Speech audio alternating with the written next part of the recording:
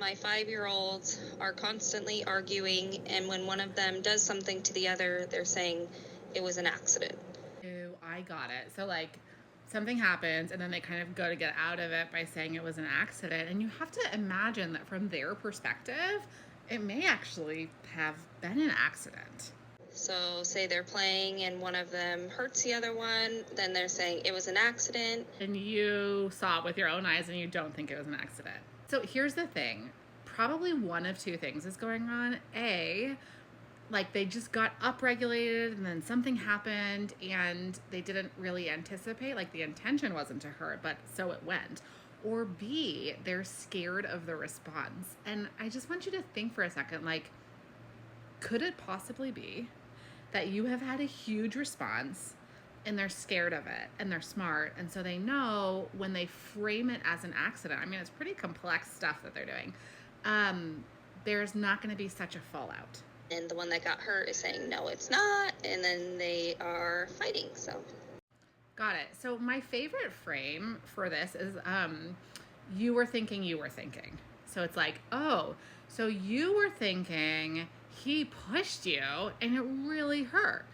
And you were thinking you really wanted that toy, if you know what it's about. Or you were thinking you just need a little more space. So I'm bringing some softness to it by saying, like, okay, well, you were thinking this and you were thinking that. We have a different perspective. And truth be told, at 5, kids often aren't very gifted, if you will, yet. Like, it's not very developed, their capacity to take perspective. But dude, I know this is so frustrating. So there's one thing I want you to do every single day for the next week. And I want you to teach them how to play together. So they may be bickering and I want you to practice with them, like what it would be like to play in a socially appropriate way for the two of them. So here's exactly what you're gonna do.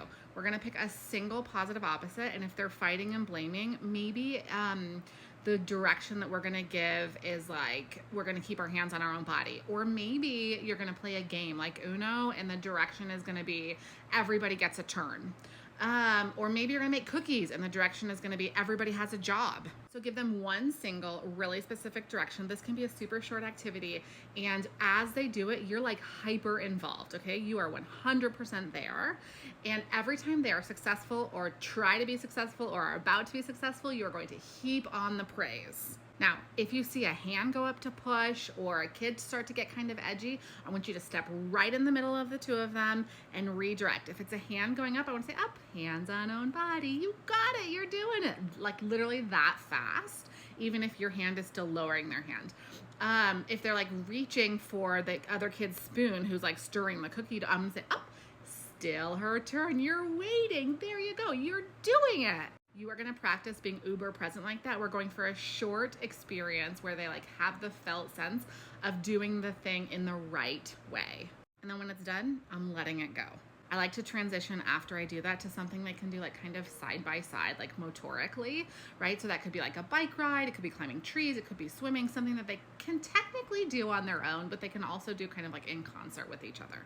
As you do this consistently over time, this like 5-minute practice, they're going to start to learn how to be together and you're going to have fewer upsets. So instead of dealing with this by addressing the fact that they're blaming each other and saying it was an accident and trying to get out of it and all of that stuff, we're going to address it by going in the other direction and giving them the set of experiences of what it feels like to get along with each other. Does that make sense?